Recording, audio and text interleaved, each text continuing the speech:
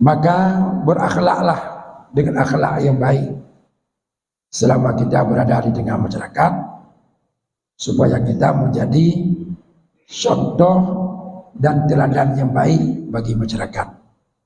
Mudah-mudahan dengan baik teladan yang kita berikan kepada masyarakat, jadi sikap kita ini akan menjadi sebab untuk terbukanya hati masyarakat mendidik anak-anaknya di daerah pesantren sebagaimana kita. Jadi bejit tanya orang boleh mau semangat kau untuk ya jauh buat mana. Karena orang tu kampung buat di kalan keadaan tanya yang woi daya lagi kan orang pun igap ijam tarawih wadai malam itanya hana di masjid digap di berjamaah itanya hana